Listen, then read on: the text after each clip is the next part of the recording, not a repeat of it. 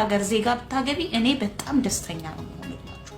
የሰውነትን እኔ የምለው ይቅርታ ግን እቺ ልጅ ድፍን የኢትዮጵያ ወንዶችን ቀምሳለች እንዴ?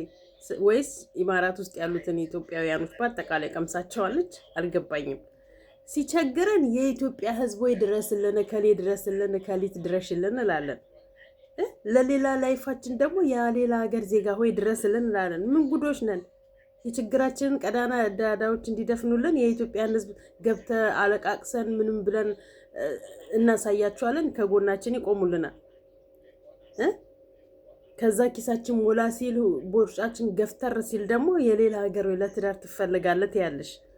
አሁን ይሄ ላይፍ ነውና ብለሽ ሚዲያ ላይ ታሰጫዋለሽ።